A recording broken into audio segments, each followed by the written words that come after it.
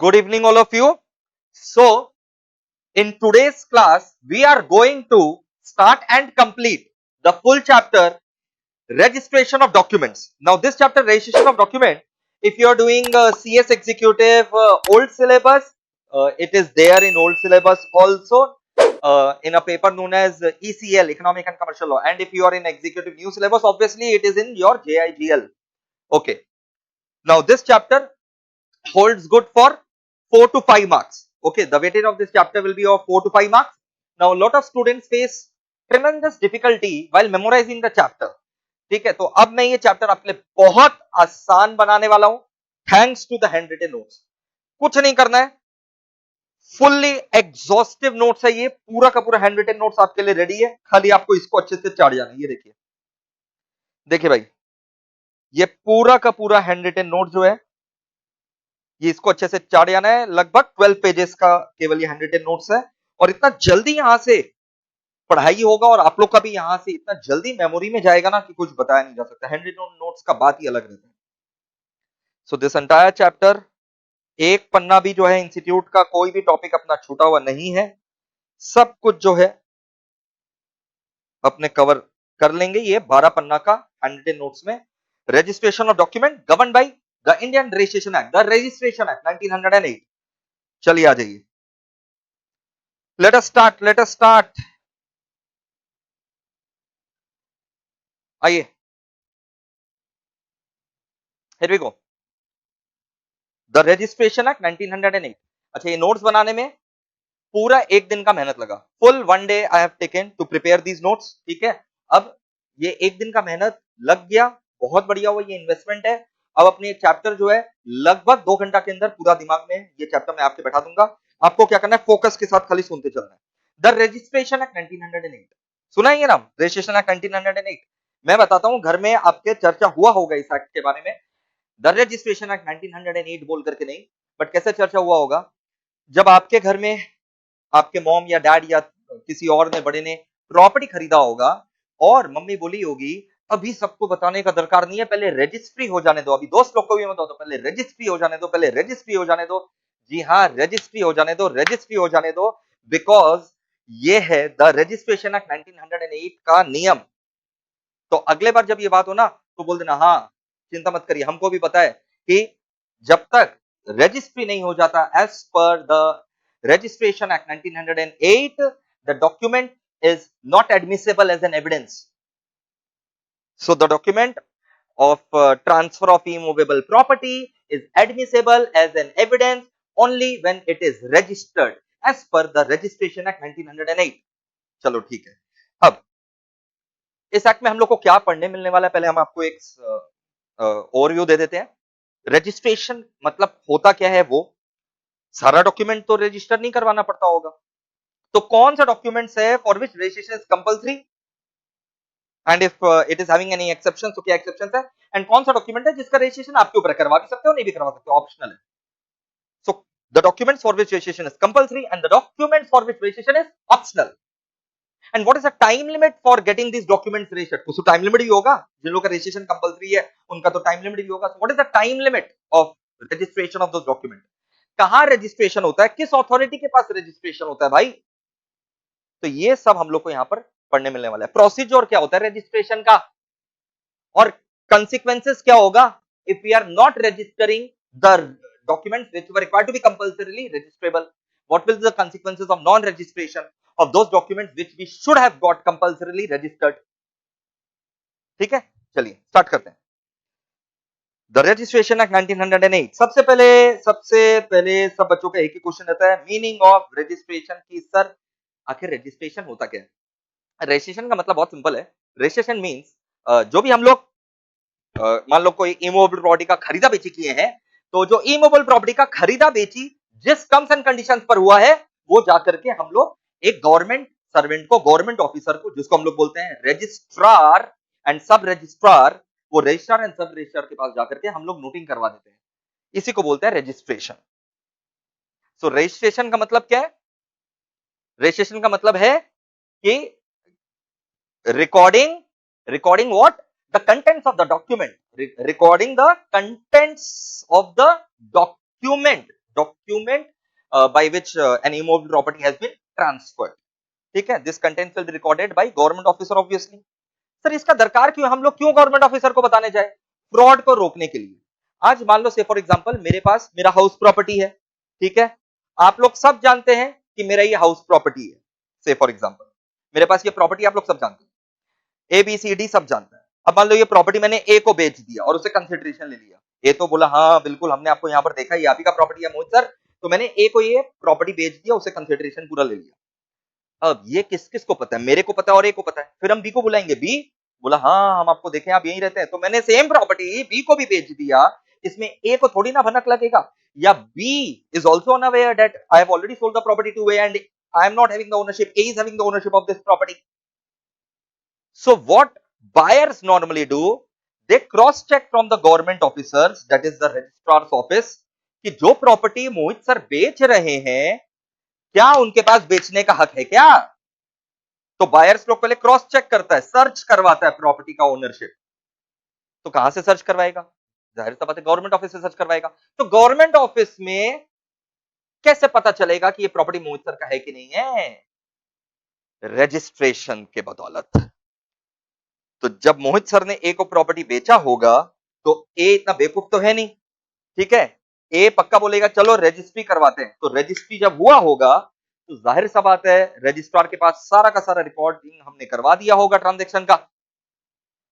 So who is the owner in the books of the registrar? Answer is not Mohit sir anymore, but Mr. A. Now, if I try to sell the same property to Mr. B, B will obviously going to search. B will obviously do his due diligence and do the searching and will cross check from the government office, and the records will say that Mohit sir is no more the owner, rather A is the owner. So B will deny the transaction. Okay? तो B बच जाएगा। तो इसलिए registration का महत्व है। Clear है sir, समझ में आ गया? तो कोई भी चैप्टर पढ़ते हो यार उसको प्रैक्टिकली समझो कि इसका इंपॉर्टेंस क्या है। और मैं आपको बता दूं इंस्टीट्यूट के मैट में ये जो चैप्टर है इसका बहुत सारा पोर्शन जो है ना वो गलत भी है। मैं पढ़ाते पढ़ाते दिखाऊंगा, पूरा दुनिया वही पढ़ लेता है, ठीक है, तो मैं यहाँ पर पढ़ाते पढ़ाते नोट्स में भी दिखाऊंगा और कानून खोल करके दिखाऊंगा द रजिस्ट्रेशन एक्ट 1908। इंस्टीट्यूट के मैट में क्या है ना, जो चीज सबसेक्शन होना चाहिए वो उन्होंने सबसेक्शन नहीं देकर के क्लॉज डाल दिया, समझे? मतलब गलत सेक्शन सबसेक्शन कोट किया गया इंस्टीट्यूट की किताब में, वो मैंने यहां पर रेक्टिफाई कर दिया, चिंता मत करो। सो meaning of registration, registration means जो मैंने कहा registration means recording the contents of what document, recording the contents of document with a registering officer and preserving the copies of original document. जो मेरे और एक के बीच में ट्रांजैक्शन हुआ होगा for transfer of immovable property, उसका जो कॉपी है वो रजिस्ट्रार सब रजिस्ट्रार लोग प्रिजर्व करेगा, preserving the copy of original document. तो अब इसको लर्न बाय हार्ट करके मम्मी को नहीं सुनाना है, मतलब समझ गए, बस काफी है। Registration means what? Registration means recording the contents of a document, recording the contents of a document and preserving the original copy. अच्छा, recording the contents of the document with whom? With the registering officer and preserving the copy of the original document. अब जैसे मैंने आपको बताया था कि registration of document दो भाग में divided है। There are some documents whose registration is compulsory as per section 17 and there are some documents whose registration is optional. आपको करवाना है करवाओ registration, नहीं करवाना मत करो, section 18. Documents whose registration is compulsory section 17 है, कंपल्सरी वाला रजिस्ट्रेशन, और ऑप्शनल वाला रजिस्ट्रेशन सेक्शन 18। सबसे पहले हम कंपल्सरी वाला आपको पढ़ा दे रहे हैं, फटाफट ध्यान से सुनना। ये फर्स्ट वाला जो कॉलम है ये पूरा कंपल्सरी वाला है यहां तक, ठीक है, बहुत सिंपल है, बहुत सिंपल है, ध्यान लगाओ, ध्यान लगाओ, अभी बस 10 मिनट के अंदर आपके भेजे में होगा। So those documents whose registration is compulsory, सुनना ध्यान से, डॉक्यूमेंट्स और instruments relating to gift of an immovable property. मतलब मैं अगर से फॉर एग्जांपल किसी को गिफ्ट कर रहा हूं, मैंने अपनी सिस्टर को मान लो एक इमूवेबल प्रॉपर्टी, इमूवेबल, याद रखना मूवेबल प्रॉपर्टी जो ना, मूवेबल प्रॉपर्टी जो है उसका रजिस्ट्रेशन ऑप्शनल रहता है, मूवेबल प्रॉपर्टी का रजिस्ट्रेशन ऑप्शनल रहता है, कंपल्सरी किसका रहता है? इमूवेबल प्रॉपर्टीज का। अच्छा, अब वो इमूवेबल प्रॉपर्टी मान लो से फॉर एग्जांपल मैंने गिफ्ट किया, सो एनी इंस्ट्रूमेंट और document relating to gift of an immovable property, registration is compulsory. Second, non-testamentary instruments, sir ये नॉन टेस्टामेंट्री इंस्ट्रूमेंट्स क्या होता है, पहले ये बताओ सर। नॉन टेस्टामेंट्री इंस्ट्रूमेंट्स मतलब अदर देन विल्स। अरे वसीयत वसीयत वसीयत हो गया, विल यानी टेस्टामेंट्री। तो नॉन टेस्टामेंट्री क्या हो गया, other than the wills, other than the वसीयत, गैर वसीयतनामा। इसका हिंदी मीनिंग है नॉन टेस्टामेंट्री इंस्ट्रूमेंट्स मींस गैर वसीयतनामा। विल मतलब क्या होता है, वसीयत, सुना होगा ना हिंदी पिक्चर में डायलॉग, वसीयत लिख दिए हैं तो वो विल है। नॉन टेस्टामेंट्री मतलब गैर वसीयतनामा, अदर देन विल्स। क्लियर है सर। तो अदर देन विल यार, वसीयत नहीं। मान लो मैंने तुमको इमूवेबल प्रॉपर्टी बेचा, तो सर वो तो आप ऑलरेडी कवर कर चुका है, वो गिफ्ट बताया था, instrument relating to gift of immovable property. दूसरा हम बता रहे हैं non testamentary instruments which means other than wills. तो non testamentary instruments, non-testamentary instruments relating to immovable property by which we either create, transfer, assign, limit or extinguish, create, transfer, assign, limit or extinguish any right or interest relating to immovable property, any right or interest in the immovable property the value of which exceeds or equals 100। Sir Hindi बोलिए ना, पहले English में समझो provision, क्योंकि exam में तो English में लिखना है। Non testamentary instrument which means other than wills, through which any right or interest is created, transferred, assigned, limited or extinguished in an immovable property the value of which is 100 or more। Sir अब आप बोलेंगे sir क्या बोल रहे हैं sir, immovable property 100 रुपया, ये मतलब 100 रुपए का लिमिट रखना ही नहीं चाहिए था, एक्चुअल में 1908 वाला है ना रे बाबा, तो ये 100 रुपया मतलब समझ लो प्रैक्टिकली स्पीकिंग ऐसा कोई इमूवेबल प्रॉपर्टी रहेगा नहीं जो 100 से कम हो। तो प्रैक्टिकली स्पीकिंग अगर हम बात करें तो जब भी हम इमूवेबल प्रॉपर्टी आपको बेचेंगे या खरीदेंगे तो समझ लो वो नॉन टेस्टामेंट्री इंस्ट्रूमेंट हो गया इमूवेबल प्रॉपर्टी का, जिससे अपना राइट या इंटरेस्ट क्रिएट हो रहा है, ठीक है, ट्रांसफर हो रहा है, तो इन दैट केस उसका रजिस्ट्रेशन कंपलसरी हो जाएगा। सर अगर 100 रुपया से नीचे हुआ तो होता तो नहीं है ना, नहीं अगर सर 100 रुपया से नीचे हुआ तो वो ऑप्शनल वाले कैटेगरी में चला जाएगा, उसका रजिस्ट्रेशन ऑप्शनल है। बट प्रैक्टिकली स्पीकिंग कोई इमूवेबल प्रॉपर्टी तो 100 रुपया का है ही नहीं, ठीक है, 100 रुपये से कम का है ही नहीं। तो इन देखा जाए प्रैक्टिकली स्पीकिंग तो इमूवेबल प्रॉपर्टी का जब भी ट्रांजैक्शन होगा समझ लो रजिस्ट्रेशन कंपलसरी है। अच्छा, इसी से रिलेटेड जो कंसिडरेशन मिलेगा, जो इसी से रिलेटेड, अरे किससे रिलेटेड, अरे इमूवेबल प्रॉपर्टी का ट्रांसफर से रिलेटेड रे बाबा। तो जो इमूवेबल प्रॉपर्टी का ट्रांसफर से रिलेटेड जो भी कंसिडरेशन रहेगा उसका एक्नॉलेजमेंट का जो इंस्ट्रूमेंट रहेगा, आज मान लो मेरे को कंसिडरेशन मिला 5 करोड़, तो उसका भी एक इंस्ट्रूमेंट बना और मैंने एक्नॉलेज किया कंसिडरेशन, ठीक है, तो उसका भी रजिस्ट्रेशन जो है वो कंपलसरी रहेगा। क्लियर है सर, यहां तक क्लियर है। चौथा जिसका रजिस्ट्रेशन कंपलसरी है, पहले 3 तो फिर से एक बार रिवाइज कर लो फटाफट। टारगेट क्या करना है, साथ साथ वीडियो देख देख करके दिमाग में बैठते जाना है, क्योंकि हम लोग का तो तरीका पता ही है, यूएलआर टेक्निक फॉलो करते हैं, यू फॉर अंडरस्टैंड, पहले चीजों को समझाते हैं फिर याद भी करवा देते हैं, लर्न फिर रिवीजन भी हो जाता है, तो अंडरस्टैंड लर्न रिवीजन। फिर से एक बार हम आपको बता दे रहे हैं, documents whose registration is compulsory as per section 17। बताओ क्या क्या, पहला वाला क्या था बताओ, gift, instrument relating to gift of an immovable property, ठीक है। दूसरा वाला था non testamentary instrument which means other than wills which creates, assigns, transfer, limits, extinguish any right or interest, whether present right or future right, whether vested right or contingent, ठीक है, वो सब notes में लिखा हुआ है, चिंता मत करो। मोटा मोटा शब्द क्या था, non testamentary instrument which creates, transfer, assigns, limits, extinguish any right or interest in the immovable property the value of which is 100 or more, consideration related to it, ठीक है, consideration related to it which is acknowledged by an instrument। Okay, next, यहां तक clear है दिमाग में, okay. Next, मान लो से for example court ने एक डिक्री और ऑर्डर पास करके इमूवेबल प्रॉपर्टी मेरे नाम पर कर दिया, कोर्ट का डिक्री या फिर ऑर्डर आया, आपको पता है ना judgement, decree or order, so court का डिक्री या फिर ऑर्डर आया which gives me the right of a particular immovable property, court का decree or order has given me a right और a particular immovable property.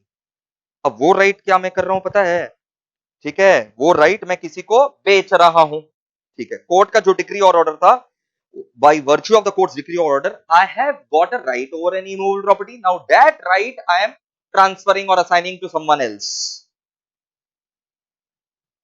the value of which is again 100 or more, तो भी उसका फिर registration जो है वो compulsory रहेगा।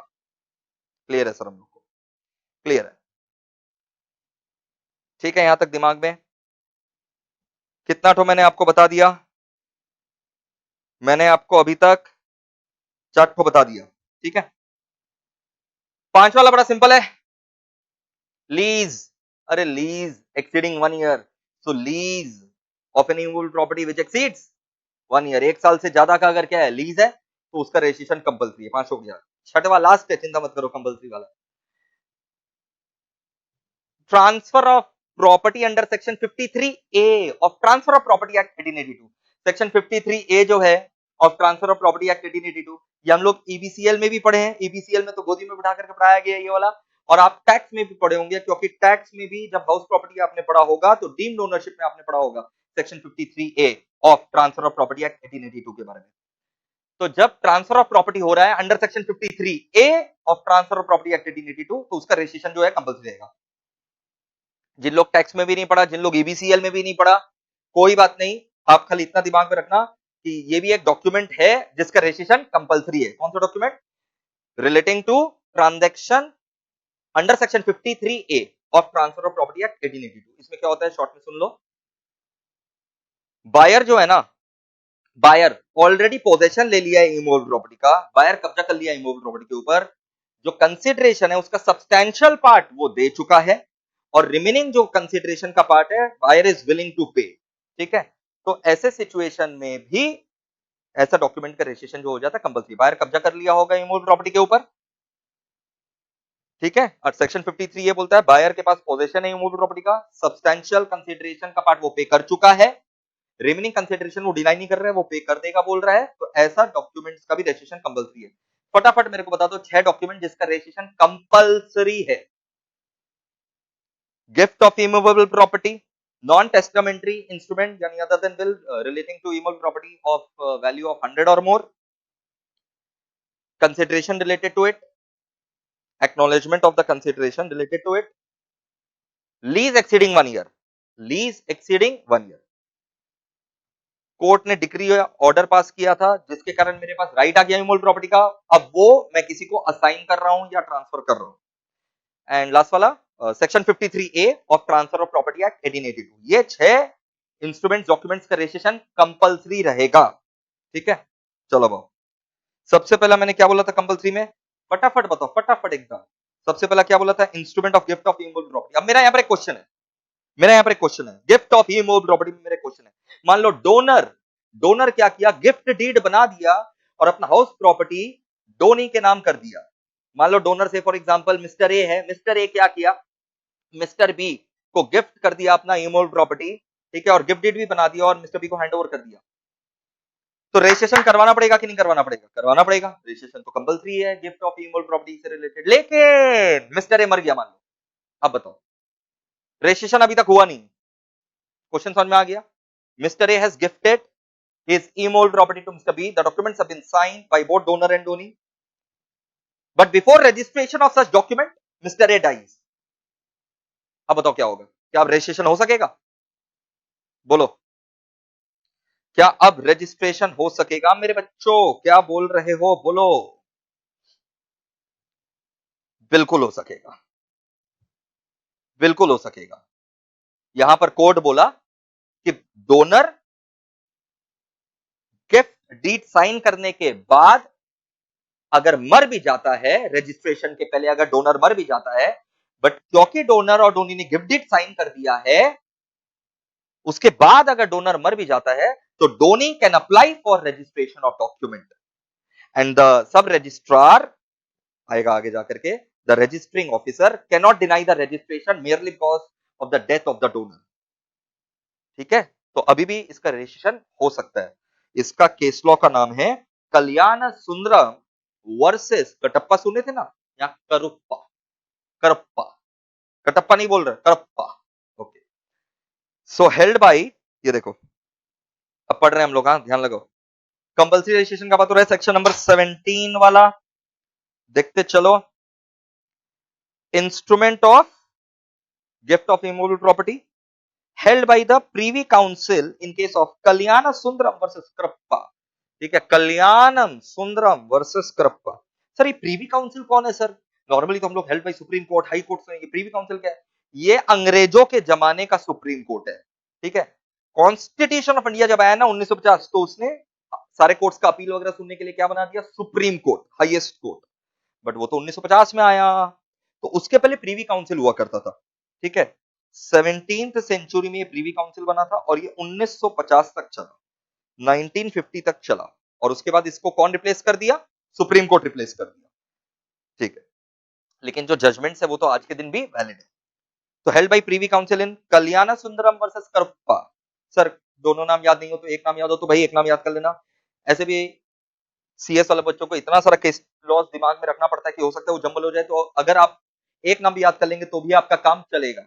अब अकेले इसी चैप्टर में जो है कम से कम आपको 10-12 ठो नाम याद करना पड़ेगा ऐसा केस लॉस का। तो held by privy council in Kalyana Sundaram versus Karappa, वही बोला गया कि अगर डोनर मर भी जा रहा है गिफ्ट देने के बाद, लेकिन रजिस्ट्रेशन के पहले मर जाने दो, रजिस्ट्रेशन फिर भी हो जाएगा। If donor dies before registration the document can still be registered after his death. अब ये सब तो याद नहीं करना है, एक बार सुना हुआ रहेगा हो जाएगा, खाली केस लॉ का नाम याद करना है। And it shall have the effect of registration in his lifetime, it will be deemed to be registered in his lifetime even if it is registered after his death. When the instrument of gift has been, जो instrument मतलब contract of gift has been handed over, बोला जब instrument of gift has been handed over by donor to donee and accepted by him, donee ने इसको accept भी कर लिया, the former has done everything to complete the donation. Donor का अब कोई काम ही नहीं है, डोनर का काम हो गया भाई, मर जाओ तुम। To complete the notation, he has done everything and make it effective. And if Dhoni presents it within the prescribed period, वो prescribed period आगे हम लोग सीखेंगे, 4 महीना होता है, within 4 months of the execution आपको जो है रेशा करवाना पड़ता है। So within prescribed period यानी 4 months के अंदर अगर आपने रेशार के पास प्रेजेंट कर दिया, रेशार मस्ट रजिस्टर इट। ठीक है, तो एग्जाम में अगर केस स्टडी आए कि डोनर ने गिफ्ट दिया और उसके बाद उसका डेथ हो गया, तो बताओ रजिस्ट्रेशन अब होगा कि नहीं होगा, करवाना होगा कि नहीं करवाना होगा? बिल्कुल करवाना पड़ेगा, कंपलसरी है, और रजिस्ट्रार को भी करना पड़ेगा, वो मना नहीं कर सकता है। पूरा ये सब लिख दीजिएगा ज्ञान, और केस का नाम लिख दीजिएगा कल्याण सुंदरम वर्सेस करुप्पा। ये हो गया पहला वाला अपना। ठीक है, instrument of gift of immovable property. अब दूसरा वाला जो रजिस्ट्रेशन कंपलसरी मैंने आपको सिखाया था, other non testamentary instrument. Non testamentary instrument समझ में आ गया? वसीयत के अलावा, एंड ऑब्वियस सा बात है गिफ्ट्स के भी अलावा, क्योंकि गिफ्ट्स वाला केस तो अपने पहले कवर कर चुके हैं, और वसीयत ऑप्शनल है, वो ऑप्शनल में आएगा। So any other non testamentary instruments which purports or operates to create, purport मतलब होता है which look like creating, मतलब which gives an impression, purports मतलब which gives an impression, this document gives an impression that it is creating or transferring or assigning or limiting or extinguishing any right or interest. It's a proper document which gives an impression that yes, rights are being created. So purports मतलब which gives an impression or operates to create, declare, assign, limit or extinguish, whether present or future। ठीक है, चाहे वो right और interest अभी create हो रहे या फ्यूचर में, राइट और इंटरेस्ट चाहे प्रेजेंट हो या फ्यूचर, वेस्टेड हो या कंटिंजेंट, सेम चीज, चाहे कंटिंजेंट राइट भी क्यों ना हो। कितना रुपया का? 100 और मोर, किसमें? वैल्यू ऑफ रुपीज 100 और मोर इन इमूवेबल प्रॉपर्टी। मोर देन 100 मतलब लिखना 100 भी, 100 या उससे ज्यादा के इमूवेबल प्रॉपर्टी। ठीक है, situated in a district in which act is in force. Obvious बात है, अगर इमूवेबल प्रॉपर्टी लंदन में है तो लंदन का इमूवेबल प्रॉपर्टी का भी बेचा बाची क्या हम लोग का रजिस्ट्रार लोग रिकॉर्ड करेगा क्या? नहीं। अब क्या होता है, मेरे को एक बात बताओ, विल वसीयत का रजिस्ट्रेशन कंपलसरी है कि ऑप्शनल है? फटाफट बताओ, विल का रजिस्ट्रेशन सर ऑप्शनल है। अदर देन विल हो गया नॉन टेस्टामेंट्री। नॉन टेस्टामेंट्री मतलब अदर देन विल, अगर इमोल प्रॉपर्टी 100 रुपया उससे ज्यादा का है तो कंपलसरी है। तो जब रजिस्ट्रेशन कंपलसरी है तो रजिस्ट्रार के पास जब हम लोग जाते हैं रिकॉर्ड वगैरह करवाने, रजिस्ट्री करवाने, तो रजिस्ट्रेशन चार्जेस लगता है। तो कई बार लोग पता है क्या करते हैं, रजिस्ट्री का चार्जेस बचाने के लिए, रजिस्ट्रेशन चार्जेस बचाने के लिए ऐसा डॉक्यूमेंट बना देते हैं कि लगता है कि विल है जबकि है नहीं, वो विल है नहीं। मान लो से फॉर एग्जांपल मेरे को अपनी सिस्टर को एक इमूवेबल प्रॉपर्टी ट्रांसफर करना है, पॉकेट में फ्री में, गिफ्ट, तो गिफ्ट का भी रजिस्ट्रेशन कंपलसरी है। तो फिर कंपलसरी है गिफ्ट का रजिस्ट्रेशन, तो रजिस्ट्रेशन चार्जेस लग जाएगा। क्या करे क्या करे, वसीयत बना देते। लेकिन वसीयत विल तो ऑपरेट होता मरने के बाद, तो क्या मर जाए क्या? नहीं बाबा। तो लेकिन हम अपना वसीयत कुछ और तरीके से बनाएंगे। हम लिख देंगे ऊपर में विल बड़े बड़े अक्षरों में, ये मेरा विल है, वसीयत है, वसीयतनामा है। लेकिन ये स्पेशल वसीयत है, ये जीते जी ऑपरेट हो जाएगा। मैं ईमोल प्रॉपर्टी अपनी बहन को ट्रांसफर कर रहा हूं, लेकिन ये कल से ही ऑपरेटिव हो जाएगा। इमीडिएटली ऑपरेटिव कर दो इसको। तो ऐसा कोई इंस्ट्रूमेंट जो इमीडिएटली ऑपरेटिव है, वो मर के मतलब कोई भी हाल में टेस्टामेंट्री नहीं माना जाएगा। समझो समझो समझो, समझ गए सर? विल अगर दिखाएं तो क्या दिक्कत है? विल अगर दिखाएं तो सर, विल अगर दिखाएं तो बढ़िया है सर, आपका रजिस्ट्रेशन चार्जेस बच जाएगा। लेकिन सर उसमें एक दिक्कत है, वो अभी ऑपरेटिव नहीं होगा, आपके मरने के बाद होगा। सर मर जाइए, ऐसा मत बोलो। तो रजिस्ट्रेशन चार्जेस बचाने के लिए काम करते हैं ना, हेडिंग दे देते हैं विल और लिख देते हैं हम अपनी बहन को ट्रांसफर कर रहे हैं इमोल प्रॉपर्टी, ये कल से ही ऑपरेटिव हो जाए। ऐसा कोई भी डॉक्यूमेंट जो इमीडिएटली ऑपरेटिव होगा वो नॉन टेस्टामेंट्री माना जाएगा और उसका रजिस्ट्रेशन कंपलसरी रहेगा। ऐसा कोई भी डॉक्यूमेंट जिसमें आप हेडिंग विल दे दिए हो लेकिन अंदर में विल जैसा कुछ किए नहीं हो, वसीयत जैसा कुछ किए नहीं हो, तो वो विल नहीं माना जाएगा। Merely you are giving a heading known as will, वसीयत हेडिंग दे दी तो वो वसीयत नहीं बन जाएगा, उसका रजिस्ट्रेशन कंपलसरी में आएगा। ये देखो केस का नाम याद कर लेना, उमरो उमराव उमराव सिंह। बिल्कुल बिल्कुल, तुम्हारे जो मन में ख्याल आ रहा है उसको हटा दो। उमराव सिंह, केस का नाम बताओ। उमराव सिंह वर्सेस लक्ष्मण, लेकिन स्पेलिंग थोड़ा देख लेना। तो खाली उमराव सिंह याद करो चलेगा। Held in the case of Umrao Singh, document which is plainly intended to be operative instantly immediately, तो नॉन टेस्टामेंट्री है, वो नॉन टेस्टामेंट्री माना जाएगा। क्या बोला उमराव सिंह के केस में? ऐसा डॉक्यूमेंट जो तुरंत ऑपरेटिव करना है, तो वसीयत तुरंत ऑपरेटिव थोड़ी ना होता है, ये तो तुरंत ऑपरेटिव करना है, तो ये नॉन टेस्टामेंट्री माना जाएगा। ठीक है, आगे बढ़ते हैं। तिरुगननपाल, बोलो मेरे साथ, तिरुगननपाल। तिरुगननपाल वर्सेस में क्या, पूनमा में क्या बोला गया? तिरुगननपाल वर्सेस पूनमा में वही बोला गया कि just merely you have given a particular document heading as will, it will not make it a will. Merely describing a document as a will does not make it a will. तो sir ऐसा कोई क्यों करना चाहेगा? Registration charges बचाने के लिए, क्योंकि विल का रजिस्ट्रेशन ऑप्शनल रहता है।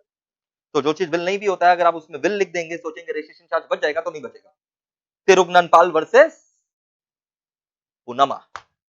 तो दो केस स्टडी का नाम मेरे को यहां पर बता दो, दो केस लॉ का नाम बता दो। एक उमराव सिंह वर्सेस लक्ष्मण।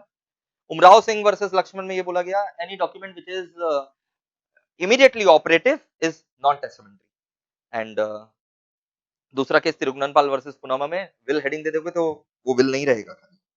ओके, फिर तीसरा वाला सेकंड वाला से रिलेटेड है। सेकंड वाला क्या था? Non testamentary instrument relating to transfer of immovable property value of 100 और मोर।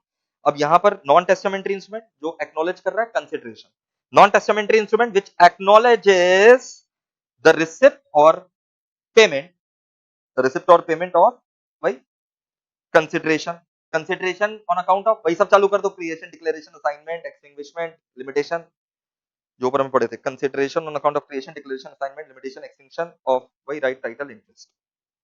बस यहाँ इसका यहाँ पर एक्सप्लेनेशन दिया हुआ है। ये दो कंडीशन होना चाहिए, मैंने आपको बता ही दिया।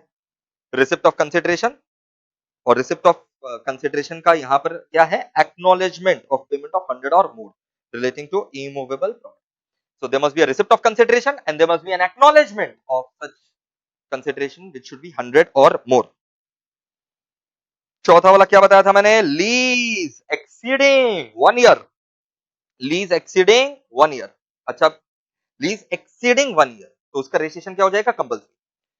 मान लो से फॉर एग्जांपल मैंने तुम्हारे साथ एक लीज का कॉन्ट्रैक्ट साइन किया, मैंने तुम्हारे साथ एक लीज का कॉन्ट्रैक्ट साइन किया जो 1 साल से ज्यादा नहीं है, 1 साल से ज्यादा नहीं है। हाँ तो ठीक है सर, नहीं है तो फिर रजिस्ट्रेशन का ऑप्शनल में आ जाएगा, कंपल्सरी में नहीं आएगा। कंपल्सरी में कब आता है? 1 साल से ज्यादा में। सुनो तो पूरा बात, मैंने तुम्हारे साथ जो लीज का कॉन्ट्रैक्ट साइन किया वो 1 साल से ज्यादा का नहीं है, लेकिन उसमें रिन्यूअल क्लॉज है कि दोनों का मर्जी रहा तो इसको रिन्यू करते रहेंगे बार बार। अच्छा, तब तो सर कंपल्सरी में रहेगा। नहीं, तभी भी कंपल्सरी में नहीं आएगा, भले रिन्यूअल है तभी भी कंपल्सरी में नहीं आएगा। ये देखो, lease exceeding 1 year requires compulsory registration, ठीक है। However lease of 1 year with an option to the tenant to renew for further period of 1 year or any other period, renewal clause अगर उसमें है, इसका ये मतलब थोड़ी ना हो गया कि ये 1 साल से ज्यादा का है। So even if the renewal clause is there, it does not mean that it is of more than 1 year, and so registration is not required. When is registration required? When lease is of more than 1 year. If lease is not more than 1 year, even if it is containing renewal clause, still it cannot be constituted to be more than 1 year, and so registration is not required. Okay. लेकिन यहां पर क्या है ना, कहानी में twist है। Section 107 बनाया हुआ ट्रांसफर ऑफ प्रॉपर्टी एक्ट 1882 का, और ट्रांसफर ऑफ प्रॉपर्टी एक्ट 1882 भी कुछ बोलता है सेक्शन 107 में कि कब कब लीज का रजिस्ट्रेशन कंपलसरी है। ओह, तो रजिस्ट्रेशन एक्ट भी बोल रहा है, ट्रांसफर ऑफ प्रॉपर्टी एक्ट भी कुछ बोल रहा है। तो ट्रांसफर ऑफ प्रॉपर्टी एक्ट क्या बोल रहा है? ट्रांसफर ऑफ प्रॉपर्टी एक्ट 1882 का सेक्शन 107 ये बोल रहा है कि अगर ईयर टू ईयर लीज है, लीज अगर ईयर टू ईयर है, मतलब जनवरी से लेकर के दिसंबर पूरा 1 साल का, या फिर ईयरली रेंटल पूरा फिक्स्ड है, तब इसका रजिस्ट्रेशन कंपलसरी है।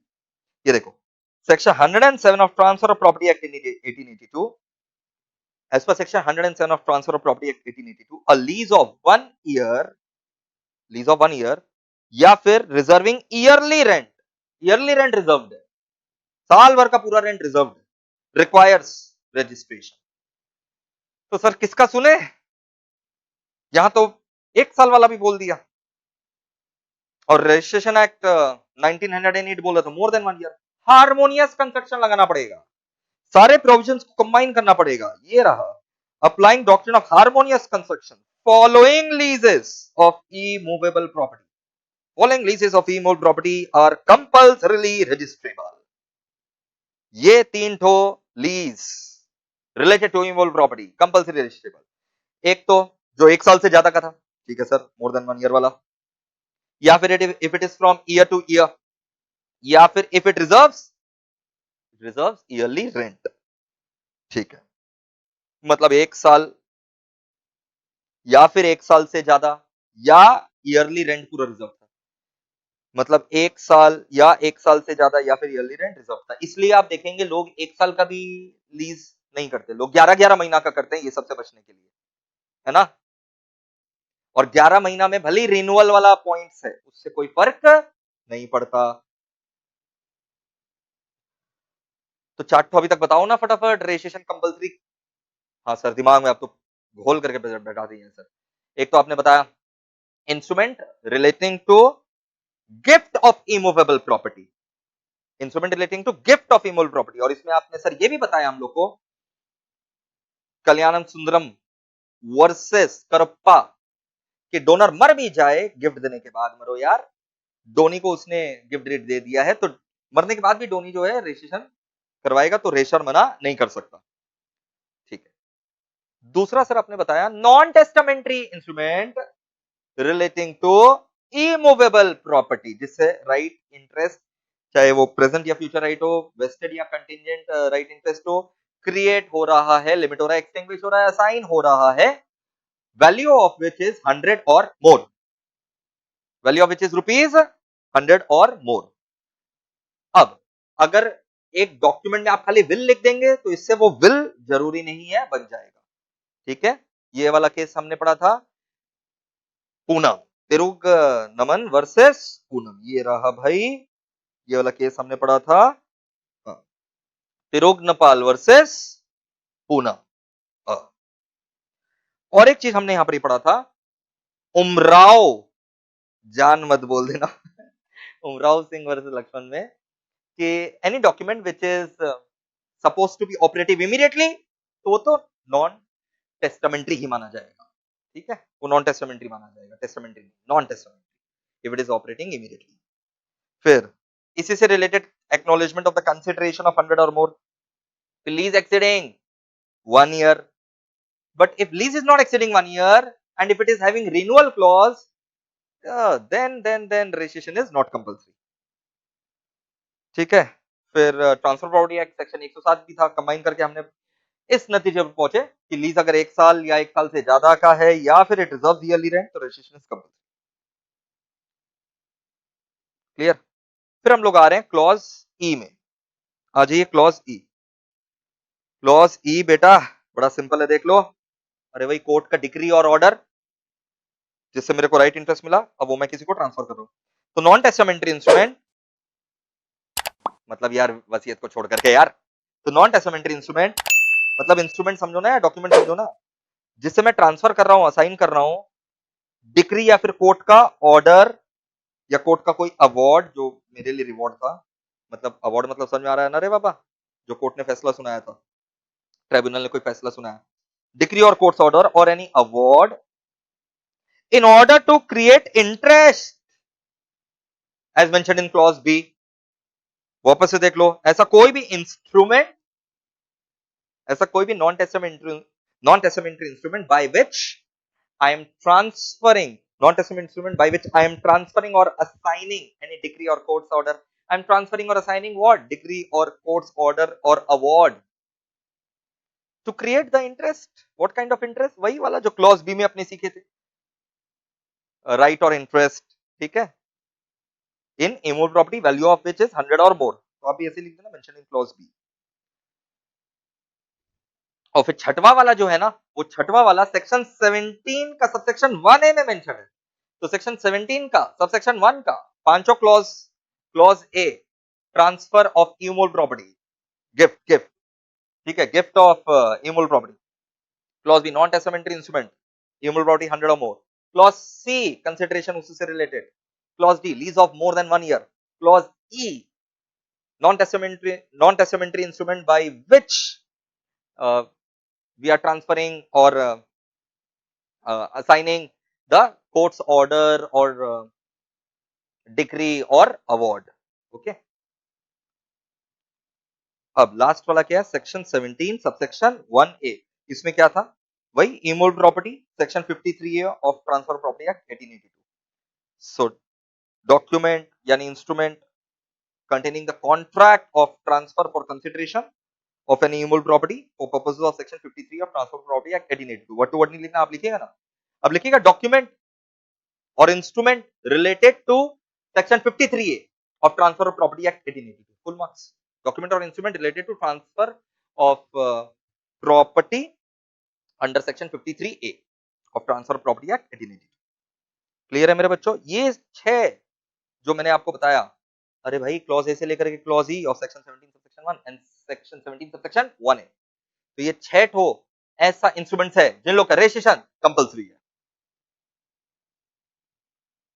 अब देखिए किन लोग का रजिस्ट्रेशन ऑप्शनल है, किन लोग का रजिस्ट्रेशन ऑप्शनल है। देखो भाई, एक तो तुम बिना देखे बताओ, यहां से मत देखो, बिना देखे बताओ। कब से हम चीख करके चला रहे थे भाई इसका रजिस्ट्रेशन ऑप्शनल है, इसका रजिस्ट्रेशन ऑप्शनल है। सही जवाब विल। और एक तो बता दो मूवेबल प्रॉपर्टी, तो एक हो गया विल और एक क्या हो गया मूवेबल प्रॉपर्टी, ठीक है। और चार जो है ना, जो आपने पढ़े ना 100 रुपया या उससे ज्यादा, तो लेस देन 100 बोल दो। मतलब जब इमूवेबल प्रॉपर्टी का ट्रांसफर हो रहा है 100 रुपया से कम, उसका acknowledgement of the consideration related to it 100 रुपया से कम, कोर्ट का जो डिक्री ऑर्डर आया वो हम लोग ट्रांसफर असाइन कर रहे हैं इमूवेबल प्रॉपर्टी का 100 रुपया से कम। क्लियर। ये देखो ऑप्शनल वाला पढ़ रहे हैं सेक्शन नंबर 18। पहले तुमको जो मैंने बताया विल एक तो पॉइंट, दूसरा पॉइंट मैंने क्या बताया मूवेबल प्रॉपर्टी, एक हो गया विल। मेरा एक क्वेश्चन है, अच्छा एक हो गया विल और एक क्या हो गया instrument related to movable property, ये दो हो गया। मेरा क्वेश्चन है, मैंने एक विल बनाया और अपना प्रॉपर्टी मैंने विल बना करके, और वो विल ही है, धोखा नहीं है, वो विल है, वसीयत है, मरने के बाद ही लागू होगा। तो मैंने विल बनाया और मैंने अपना इमूवेबल प्रॉपर्टी नाम किया किसी के, बताओ इमूवेबल प्रॉपर्टी का जो विल है क्या उसका रजिस्ट्रेशन कंपलसरी रहेगा क्या? इमूवेबल प्रॉपर्टी है, कंपलसरी के ऑप्शनल? अरे ऑप्शनल रहेगा, कंपलसरी क्यों सोच रहे हो? ऑप्शनल रहेगा। विल तो कोई भी चीज का हो, मूवेबल इमूवेबल, विल तो कोई भी चीज का हो, कोई भी प्रॉपर्टी का हो, उसका रजिस्ट्रेशन ऑप्शनल है। ठीक है सर, तो सर अभी आप बोले ना मूवेबल प्रॉपर्टी, वो विल थोड़ी ना था यार, वो तो अदर देन विल था, other than will. Movable property का कुछ भी ट्रांसफर होगा उसका रजिस्ट्रेशन ऑप्शनल। उसके बाद मैंने 3-4 तो क्या बता दिया, non testamentary institute movable property 100 रुपया से कम, उसका कंसिडरेशन 100 रुपया से कम, कोर्ट का डिक्री ऑर्डर इमूवेबल प्रॉपर्टी का जो मैं असाइन कर रहा हूँ ट्रांसफर कर रहा हूँ 100 रुपया से कम। ये देखो इंस्ट्रूमेंट विच क्रिएट्स एक्सेट्रा मैंने लगा दिया है, मतलब समझ जाओ, creates, extinguishes, limits, assigns etcetera. Right of value कितना, less than 100 in immovable property, ठीक है, 100 रुपया से कम in immovable property. Acknowledgement of receipt वही 100 रुपया से कम, सर लिखा हुआ नहीं है, अब ये रिलेट सच राइट, सच राइट मतलब ऊपर वाला राइट, मतलब वो 100 रुपया से कम। लीज 1 साल से ज्यादा का रजिस्ट्रेशन कंपलसरी है, तो not exceeding 1 year, lease not exceeding 1 year, lease of immovable property not exceeding 1 year. Court का डिक्री ऑर्डर से जो राइट्स मिला था वो मैं ट्रांसफर कर रहा हूं, लेकिन 100 रुपया से कम का इमूवेबल प्रॉपर्टी। तो यार पूरा ऑपोजिट कर दो ना, और फिर क्या था, मूवेबल प्रॉपर्टी, और फिर क्या था, विल्स, हो गया। और जो सेक्शन 17 में, सेक्शन 17 कंपलसरी वाला में मेंशन नहीं है, वो तो अपने आप ऑप्शनल में आ ही जाएगा ना by default. Other documents not require under section 17 to be registered. एक बार आंख बंद करके अपने मन ही मन सोचो, ऑप्शनल वाला, ऑप्शनल वाला सारा point, will movable property, will movable property, any other document not mentioned in section 17, will movable property, any other document not mentioned in section 17, और फिर सब 100 रुपया से कम वाला ठोक दो, और एक लीज नॉट एक्सीडिंग 1 ईयर, हो गया। ये हो गया कंपलसरी एंड ऑप्शनल वाला बात। ओके, ये हो गया अपना पूरा registration document compulsory and optional. अब हम लोग आ रहे हैं सेक्शन 17 का सब सेक्शन 2 के अंदर, बट मैं आपको 2 मिनट दे रहा हूं, 2 मिनट के अंदर आपको क्या करना है, कंपलसरी और ऑप्शनल अपने मन में बैठा लेना है कि आपको क्या दिमाग में याद है क्या कंपलसरी और ऑप्शनल वाला।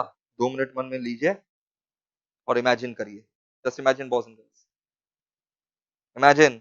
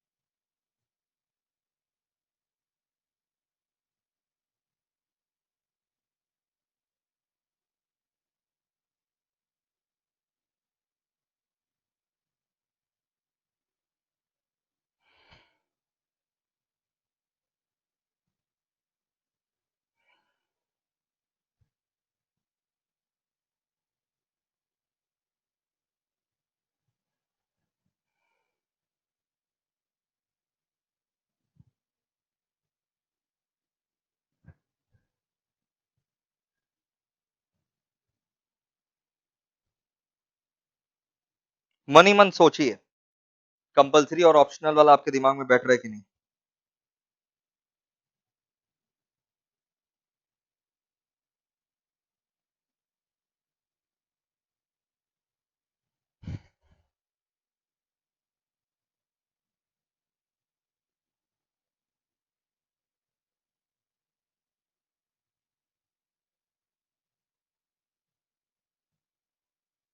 सोचिए, आप सोचिए, मन ही मन सोचिए।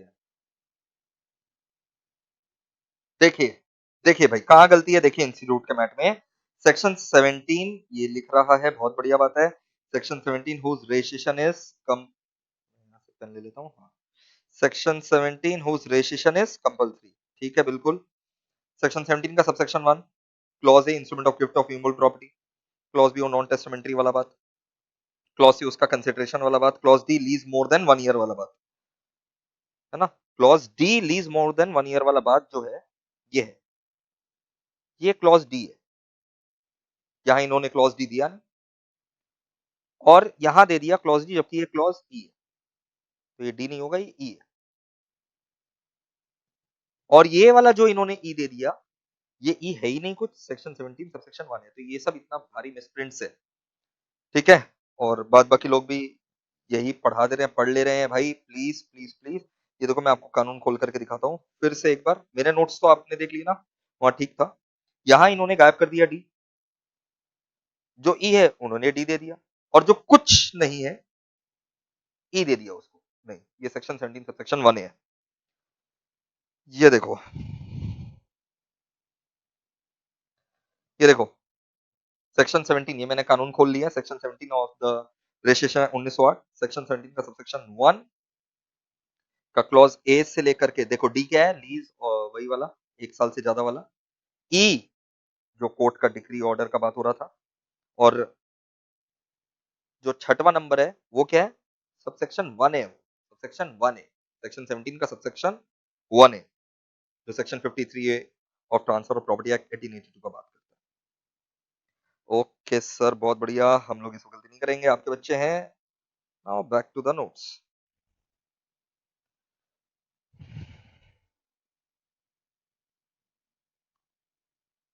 कंपल्सरी ऑप्शनल सब हो गया। अब देखो भाई, कुछ एक्सेप्शनल केसेस भी है, बहुत सिंपल है, बहुत सिंपल।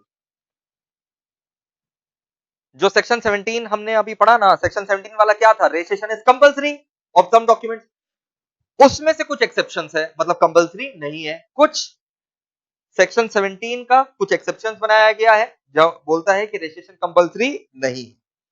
जैसे कॉम्पोजिशन डीड, कॉम्पोजिशन डीड समझ में आता है ना, settlement between debtor and creditor in which creditor accepts a portion of the debt which was due from the debtor.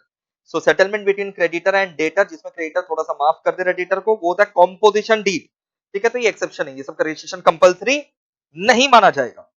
composition deed ऐसे तो 12-13 ठो है, आप 6-7 नाम याद कर लो, आपको हो जाएगा। composition deed, shares, share any instrument relating to shares of a company, ठीक है। जॉइंट स्टॉक कंपनी मतलब कंपनी, चाहे वो कंपनी शेयर इशू कर रहा हो तो रजिस्ट्रेशन जो है कंपल्सरी नहीं है, या शेयर का लेवा बेची हो रहा हो तो कंपल्सरी नहीं है। आप सोचो ना, स्टॉक मार्केट में हम लोग कितना सारा शेयर का खरीदा बेची रोज करते हैं, क्या सबका रजिस्ट्रेशन करवाते फिरेंगे? नहीं। वैसे डिबेंचर का इशू या डिबेंचर का ट्रांसफर, उसका भी रजिस्ट्रेशन कंपल्सरी नहीं है। तो composition deed, instrument related to shares, debenture issue, debenture transfer, बिल्कुल कंपल्सरी नहीं है। वैसे ही अगर गवर्नमेंट कुछ ग्रांट कर रहा है इमोल प्रॉपर्टी का, तो गवर्नमेंट ही तो ग्रांट कर रहा है ना इमोल प्रॉपर्टी का, तो क्या जाकर के हम लोग रेशी करें, किसके पास रेशी करवा दे, गवर्नमेंट ऑफिसर। अरे तुम ही तो ग्रांट कर रहे हो, तो रिकॉर्ड से ऑलरेडी गवर्नमेंट मेंटेन कर ही ले रहा है, तो इसका रजिस्ट्रेशन का दरकार नहीं है। क्या चीज का, grant of immovable property by government. तो कंपोजिशन डीड हो गया। इंस्ट्रूमेंट रिलेटेड टू शेयर्स, चाहे वो इशू हो या ट्रांसफर हो, instrument related to shares, debenture issue, debenture transfer, grant of immovable property by government, court का डिक्री ऑर्डर। सर हमने तो पढ़ा था, नहीं, कोर्ट का डिक्री ऑर्डर का रजिस्ट्रेशन नहीं पढ़ा था हमने। जो राइट आया था कोर्ट का डिक्री ऑर्डर से, वो राइट हम लोग किसी को ट्रांसफर करते हैं वो पढ़ा था। तो कोर्ट का डिक्री ऑर्डर थोड़ी ना रजिस्ट्रेशन करवाएंगे, ठीक है। इसके अलावा समझा दे रहा हूं मैं, लेकिन आप 7-8 नाम याद कर लेना, हो जाएगा। अरे 6 तो हो ही गया होगा, बताओ क्या क्या। Composition deed, share, debenture issue, debenture transfer, grant of immovable property by government and court का डिक्री ऑर्डर, 6 हो गया। Any document which mainly creates a right to obtain the other document, कोई डॉक्यूमेंट से राइट्स, इंटरेस्ट वगैरह create हो रहा है, उसका रजिस्ट्रेशन कंपलसरी है। लेकिन ऐसा कोई इंस्ट्रूमेंट, ऐसा कोई डॉक्यूमेंट जिसके तहत वो डॉक्यूमेंट हम लोग को मिल रहा है, document which creates a right to receive that particular document for which registration is compulsory, earlier document, former document का रजिस्ट्रेशन कंपलसरी नहीं रहेगा।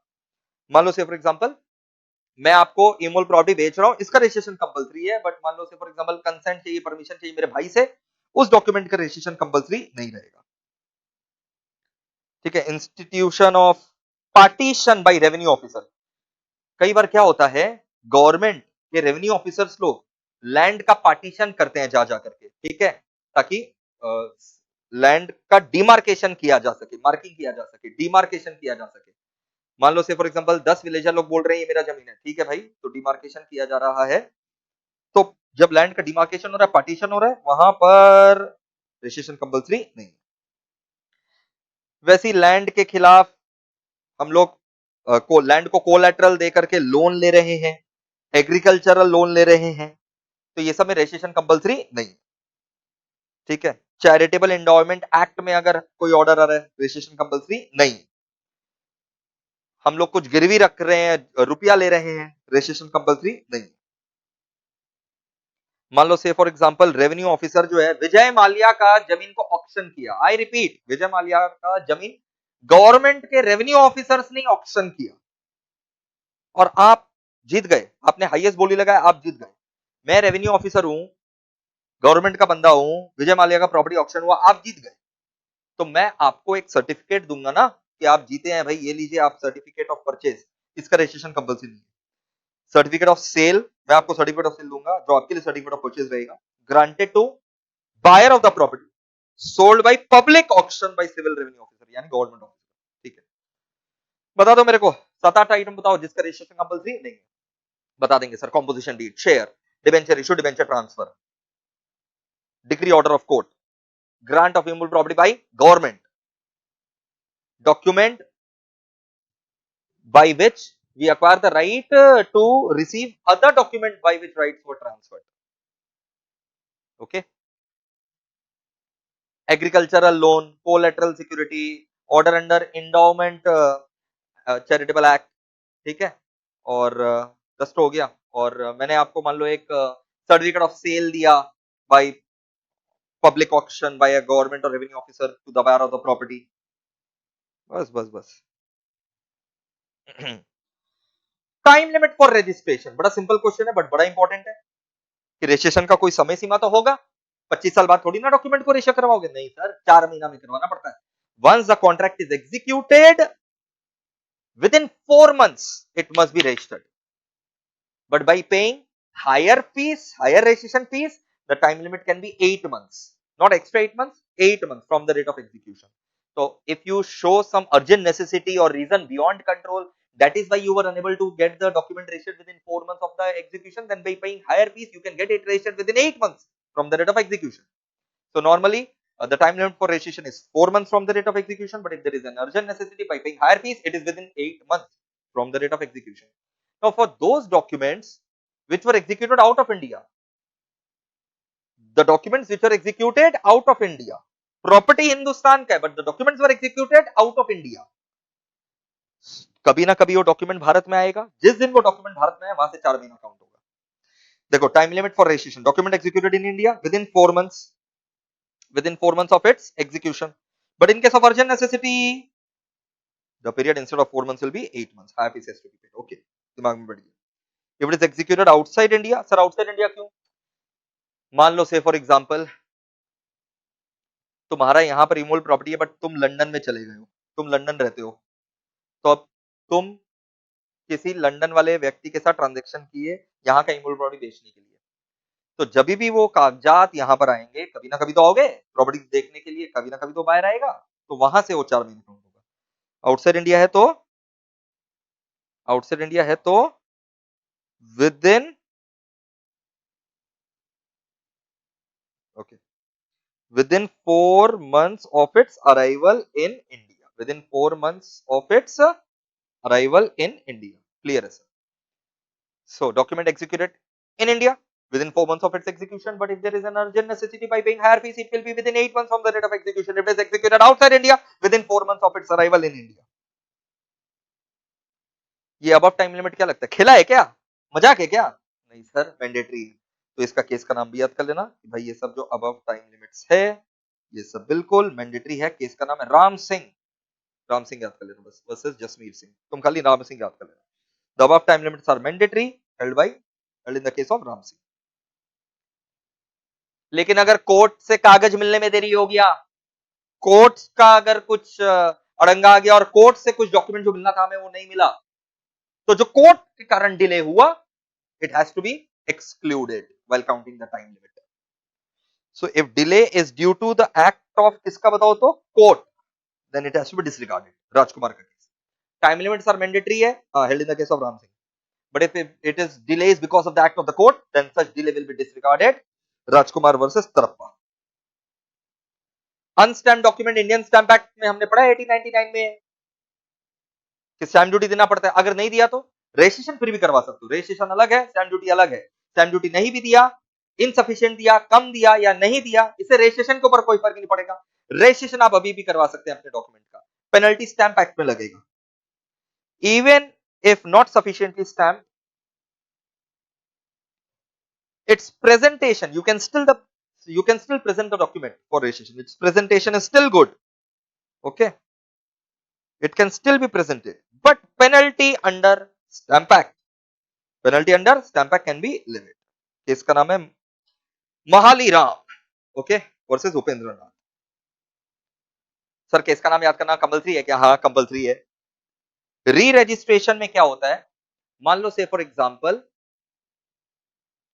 मेरे पास समय नहीं था, मैंने अपना स्टाफ को जो है ना डॉक्यूमेंट को रजिस्ट्रेशन करवाने के लिए भेज दिया, तो मेरा स्टाफ डॉक्यूमेंट को रजिस्ट्रेशन करवाने गया लेकिन रिजेक्ट हो गया because he was not a proper person, he was not an authorised person, he was unauthorised person, मैंने उसको पावर ऑफ अटॉर्नी वगैरह कुछ नहीं दिया था, तो फिर री रजिस्ट्रेशन करवाना पड़ेगा। री रजिस्ट्रेशन मतलब by a person who is authorised to apply for registration. So re registration is allowed if original presentation was not by authorized person। मक्खन एकदम सर समझ में आ गया। रजिस्ट्रेशन कब अलाउड रहता है? if the original presentation of documents were made by a person who was not authorized। several executants है, several executants मतलब बहुत सारे पार्टीज हैं।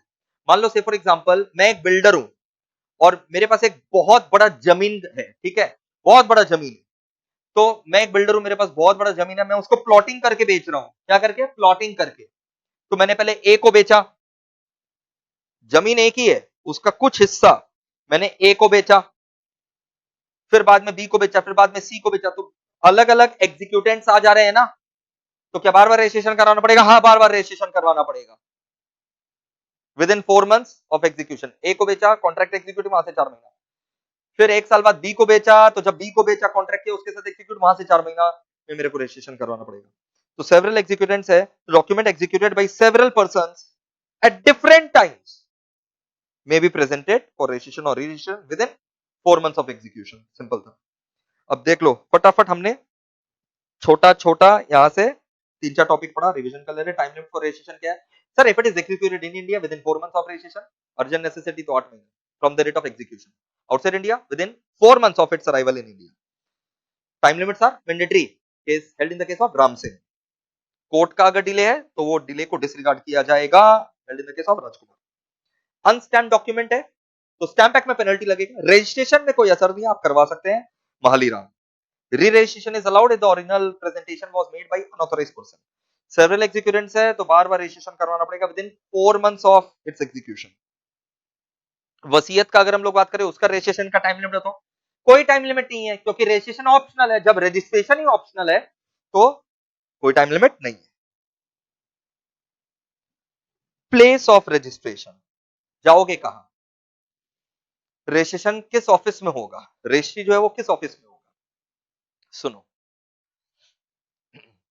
जहां इमूवेबल प्रॉपर्टी, जहां इमूवेबल प्रॉपर्टी सिचुएटेड है या उसका पोर्शन सिचुएटेड है, मान लो बहुत बड़ा इमूवेबल प्रॉपर्टी है तो उसका अगर थोड़ा सा भी पोर्शन या तो पूरा इमूवेबल प्रॉपर्टी एक एरिया में सिचुएटेड है या फिर उसका पोर्शन उस एरिया में सिचुएटेड है, तो उस एरिया का सब रजिस्ट्रार के पास हम लोग को जाकर के रजिस्ट्री करवाना पड़ता है। समझ गए sir?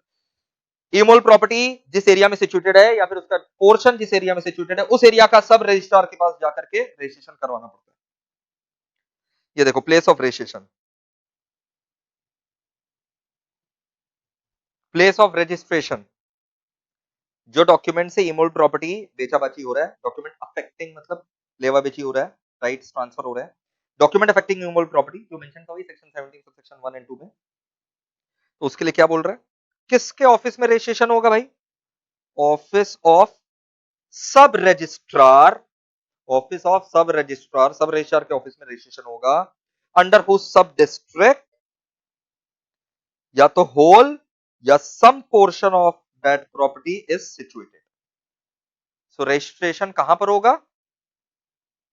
Office of sub registrar under whose sub area यानी sub district, either whole or portion of the relevant property is situated. इसके अलावा जो बाद बाकी डॉक्यूमेंट्स है, अगर आप उसका रजिस्ट्रेशन करवाना चाहें, ये तो इमूवेबल प्रॉपर्टी का हो गया।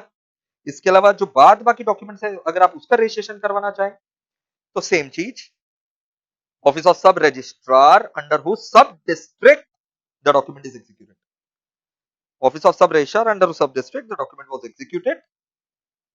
या फिर यहां पर एक और ऑप्शन है, कोई दूसरा सब रजिस्ट्रार के पास भी आप जा सकते हैं, सेम स्टेट में दूसरा सब रजिस्ट्रार के पास भी जा सकते हैं, under state government at which all the persons who are executing the document want the document to be registered। आराम से मान लो, से फॉर एग्जांपल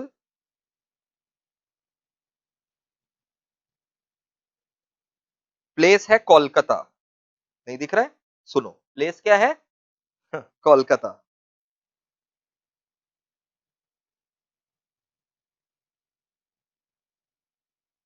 ठीक है, कोलकाता का सब डिस्ट्रिक्ट 1 में, रिपीट, कोलकाता का सब डिस्ट्रिक्ट 1 में डॉक्यूमेंट्स वगैरह जो है एग्जीक्यूट हुआ, तो भाई उसी के सब रजिस्ट्रार के ऑफिस में रजिस्ट्री करवा लो। या फिर चलो कोई बात नहीं, कोलकाता बंगाल में है, स्टेट गवर्नमेंट कौन सा है? कलकत्ता का जो स्टेट है कौन सा? वेस्ट बंगाल। इसके अंदर जितने भी सब रजिस्ट्रार आते हैं, किसी भी सब रजिस्ट्रार के ऑफिस में रजिस्ट्री करवा सकते हो, अगर सारे पर्संस जिन्होंने एग्जीक्यूट किया कॉन्ट्रैक्ट, उन लोग का सबका यही सेम कॉमन कंसेंसस है कि हम लोग सब डिस्ट्रिक्ट 2 में रजिस्ट्री करवाएंगे, तो सब डिस्ट्रिक्ट 2 में करवा लो। मान लो दो जनसंख्या ए और बी, उन लोग दोनों बोल रहे सब डिस्ट्रिक्ट 2, तो सब डिस्ट्रिक्ट 2, लेकिन एक बोल रहा है नहीं यार सब डिस्ट्रिक्ट 2, एक बोल रहा है सब डिस्ट्रिक्ट 3, तब तो फिर कंसेंसस नहीं है, तो फिर जहां पर जिस सब डिस्ट्रिक्ट में डॉक्यूमेंट एग्जीक्यूट हुआ, उसी के सब रजिस्ट्रार ऑफिस में। क्लियर है सर? तो either in the office of, बताओ कहां रजिस्ट्री करवाओगे? Either in the office of sub registrar under who सब डिस्ट्रिक्ट, सब रजिस्ट्रार के ऑफिस में जाओ ना, जिसके सब डिस्ट्रिक्ट में डॉक्यूमेंट एग्जीक्यूट हुआ, या फिर उस स्टेट के किसी भी सब रजिस्ट्रार के पास चले जाओ जहां पर सारे के सारे पार्टीज बोल रहे हैं। कहीं और अगर करवाओगे ये सब एरिया को छोड़ करके, तो रजिस्ट्रेशन वैलिड की वॉइड वॉइड। इसका नाम हरेंद्र लाल रॉय चौधरी वर्सेस हरि दासी देवी, हरि दासी देवी, कोई भी एक नाम याद कर लेना, बहुत सारा नाम है, कहीं भी रजिस्ट्रेशन और करवाओगे तो वॉइड होगा। अच्छा, जो decree or order, copy of decree or order if you want to get it register, तो अगेन सेम चीज, sub registrar under whose sub district such order was made.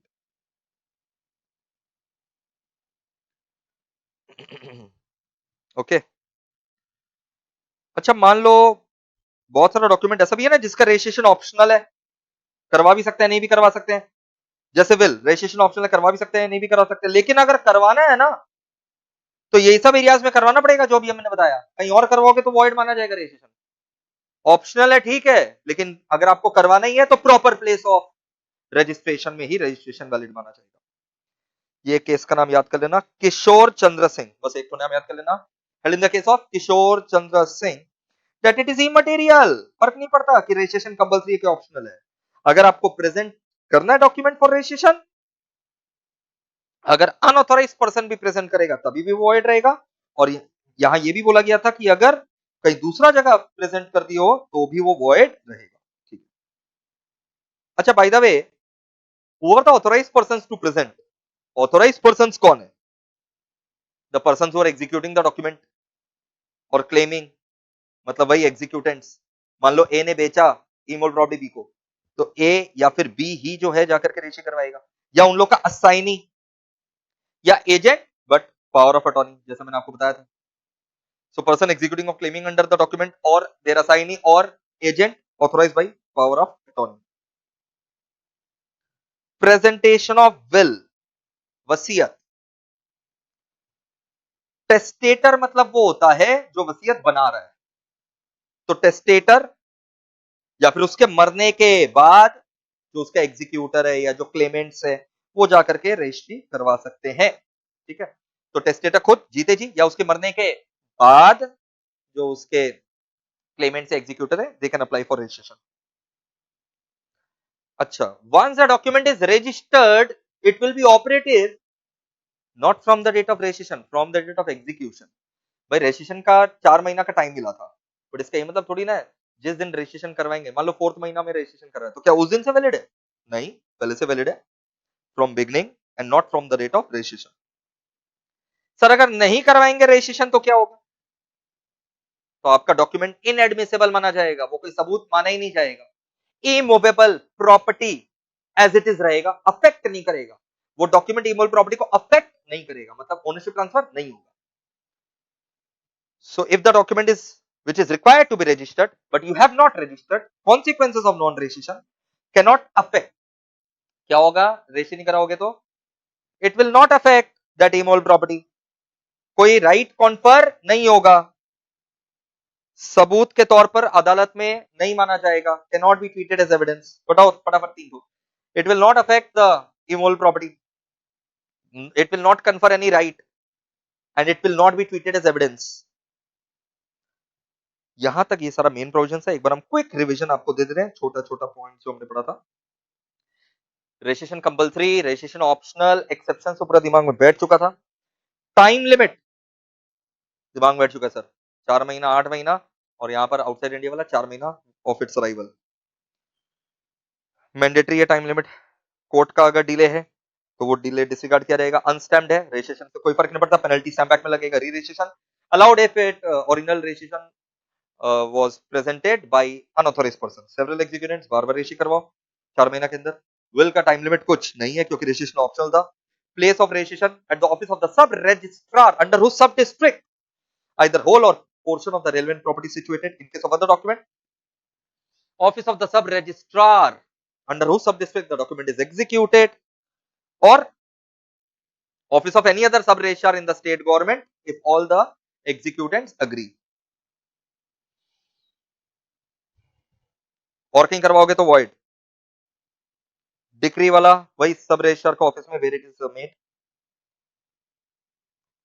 Persons who will present the document for registration, executants or the claimants, assignees, agents having power of attorney. फिर किशोर चंद्र सिंह में registration compulsory option, उसे कोई फर्क नहीं पड़ता। Unauthorized person अगर करेगा तो वॉइड, और गलत जगह करोगे तो भी वॉइड। विल टेस्टेटर या फिर उसके मरने के बाद भी रजिस्ट्रेशन जो है अगर करवाना चाहे तो करवा सकते हैं। Registered document will be operative not from the date of registration but from the beginning. Non registration है तो it can not affect that immovable property, confers no right, not treated as evidence. अब यहां से जो चालू हो रहा है ना, मिसलेनियस प्रोविजन स्टार्ट हो रहा है। मिसलेनियस प्रोविजंस मतलब ये उतना एग्जाम ओरिएंटेड नहीं रहता, पेपर अगर टफ आया तो जरूर आएगा। पढ़ना है भाई, देखो ज्यादा बाकी नहीं है, 2 पन्ना और होगा। Just 2 pages, come on, pump up yourself. Procedural part है, देख लो।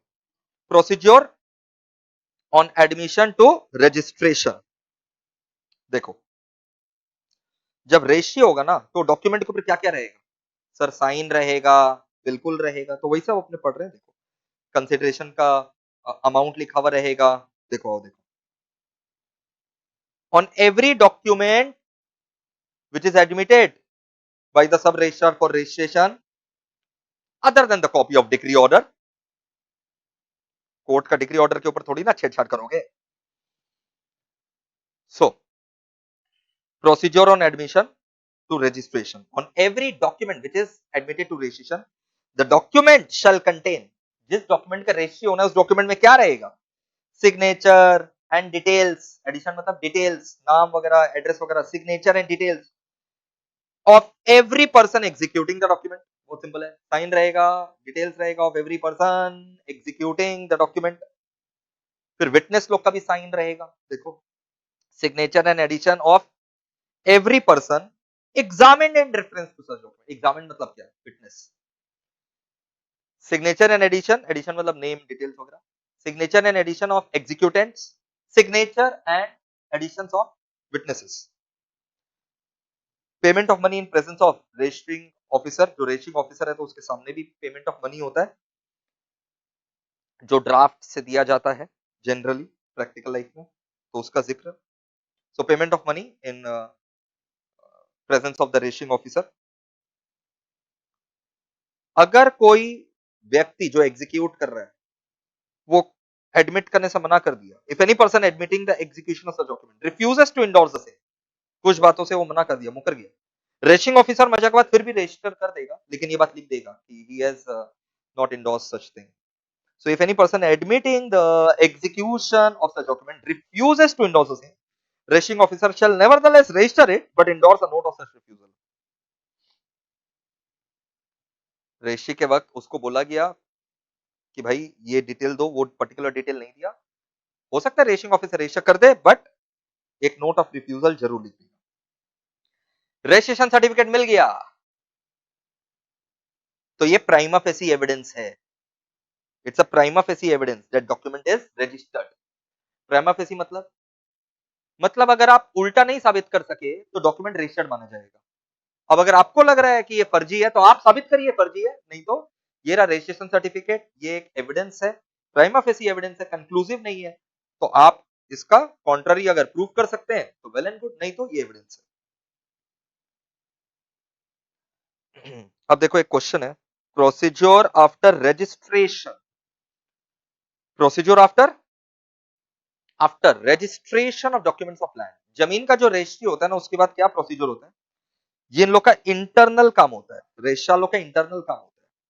देखो क्या काम करता है इन लोग, बहुत सिंपल है, ऐसे खाली रीड कर लेना है, फिर भी मैं आपके लिए एक बार रीड कर दे रहा हूं, कोई कंसेप्ट नहीं है, एकदम क्लरिकल वर्क है.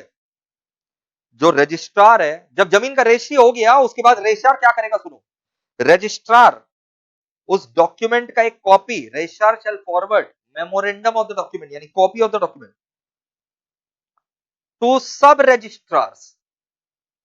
मान लो मैं रजिस्ट्रार हूं, जमीन का रजिस्ट्री हुआ, जमीन का रजिस्ट्री हो गया, मैं रजिस्ट्रार हूं, मैं ये जो डॉक्यूमेंट है इसका कॉपी उन सब रजिस्ट्रार्स को भेजूंगा जिनके एरिया में वो जमीन या उसका कुछ पोर्शन सिचुएटेड है, उन सब रजिस्ट्रार्स को मैं कॉपी भेजूंगा. Registrar shall forward memorandum of such document to sub registrars in whose sub district any part of the property situated, ताकि उन लोग भी रिकॉर्ड कर सके, सब रजिस्ट्रार लोग भी, कि हाँ इसका रजिस्ट्री हो गया इस नाम पर. रजिस्ट्रार और क्या करेगा, रजिस्ट्रार इस डॉक्यूमेंट का कॉपी मैप वगैरह के साथ बाद बाकी रजिस्ट्रार लोग को भी भेजेगा जिनके डिस्ट्रिक्ट में कुछ भी पार्ट इस प्रॉपर्टी का सिचुएटेड. रजिस्ट्रार अपने सब रजिस्ट्रार लोग को भेज दिया जिनके सब डिस्ट्रिक्ट में प्रॉपर्टी का पार्ट सिचुएटेड है, रजिस्ट्रार सब रजिस्ट्रार को भेज दिया जिनके डिस्ट्रिक्ट में, सब डिस्ट्रिक्ट में प्रॉपर्टी का पार्ट सिचुएटेड है.